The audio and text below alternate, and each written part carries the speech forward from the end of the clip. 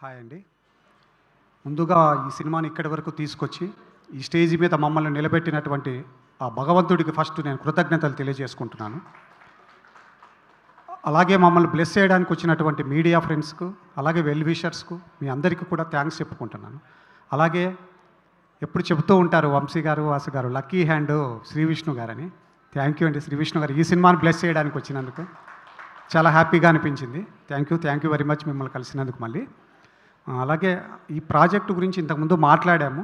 అంటే ఏదైనా సరే ఒక ప్రాజెక్టును ఒక డైరెక్టర్గా ముందుగా మాట్లాడడం కంటే ఆ ప్రాజెక్టు ముందు మాట్లాడితే ఆ తర్వాతే ఆ డైరెక్టర్ మాటలకు వాల్యూ ఉంటుందని నమ్ముతున్నాను.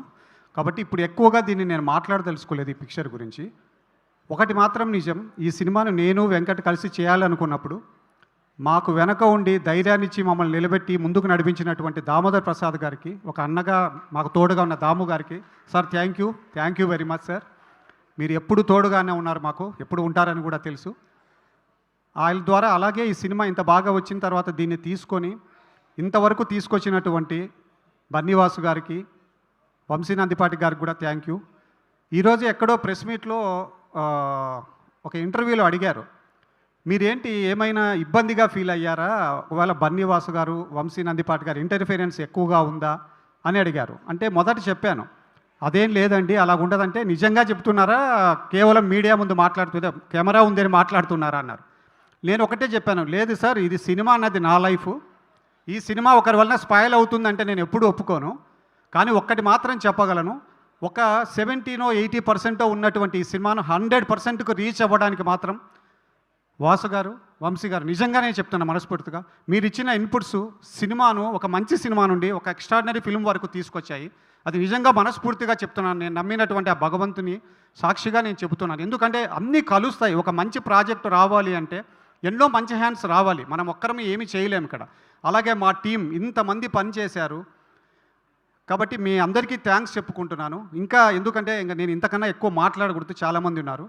ఈ సినిమా ఖచ్చితంగా ఈ సినిమా సక్సెస్ మీట్ తర్వాత మాత్రం నేను మా టీం అందరం మాట్లాడతాము. నా టీంకు, మా ఆర్టిస్టులకు, మిగతా వాళ్ళందరికీ కూడా, నా ఫ్రెండ్ వెంకట్కు, మీ అందరికీ కూడా thank you very much. Srinivas గారు, చెప్పండి. ఈషా సినిమా చూడడానికి చూసి భయపడడానికి మా వాళ్ళందరూ సిద్ధంగా ఉన్నారు. కానీ మేము ఒక విషయం మాత్రం ఇవాళ తెలుసుకోవాలనుకుంటున్నాము. ఈషా మీ రియల్ లైఫ్ ఎక్స్పీరియన్సెస్తో ఇన్స్పైర్ అయ్యి తీసిన సినిమా అని మాకు తెలిసింది. అసలు ఏంటి ఆ ఎక్స్పీరియన్సెస్?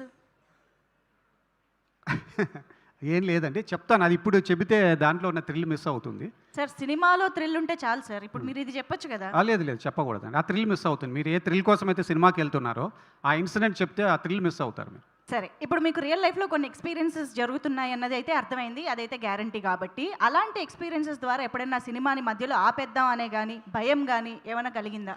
ఏం లేదు, ఇంతమంది క్రూతో ఇంత తక్కువ రోజుల్లో 25 డేస్లో షూటింగ్ చేయాల్సి రావడమే పెద్ద హారిఫైయింగ్ టాస్క్ నాకు. డే నైట్ వరకు ఇంతకన్నా హారిఫైయింగ్ టాస్క్ ఏముండదు. బట్ లక్కీలీ అది సక్సెస్ అయిందనమాట. అదే ఫస్ట్ టాస్క్. ఓకే అండి, wish you good luck. Thank you so much Srinivas గారు. ప్లీజ్ కూర్చోండి. ఓకే, ఒక్కసారి మా డైరెక్టర్ గారికి గట్టిగా చప్పట్లు.